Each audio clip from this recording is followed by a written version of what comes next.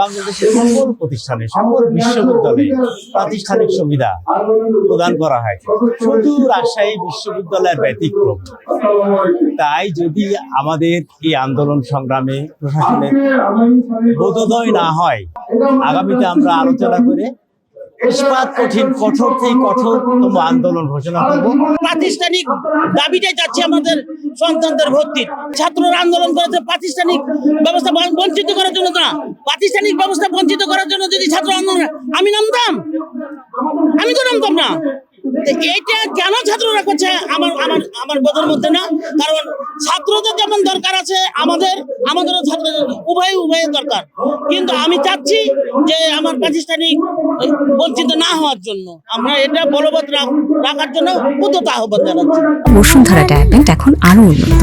এই hot air throw top শীত দ্রুত শোষণ করে সোনামণিকে দেয় কোমল অনুভূতি। আজকে এখানে আমাদের একটা অবস্থান এটাই দুঃখজনক।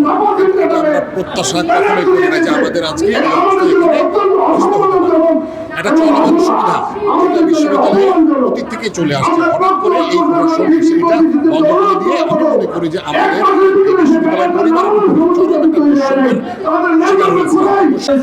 এটা একটু অপপ্রচার, এটা পোষ্যকতা না, আমরা পোষ্যকতা মনে করি না। এটা প্রাতিষ্ঠানিক সুবিধা, শুধু বাংলাদেশে না, পৃথিবীর প্রত্যেকটা দেশেই প্রত্যেকটা প্রতিষ্ঠানের কিছু প্রাতিষ্ঠানিক সুবিধা থাকে।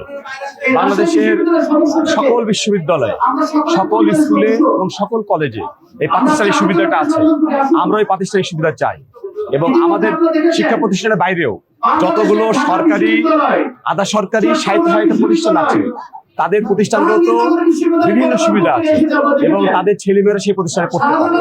সুতরাং রাজশাহী বিশ্ববিদ্যালয় সহ সকল বিশ্ববিদ্যালয়ে যেহেতু প্রাতিষ্ঠানিক সুবিধা চালু আছে, আমরাও রাজশাহী বিশ্ববিদ্যালয় প্রাতিষ্ঠানিক সুবিধা চাই আমরা।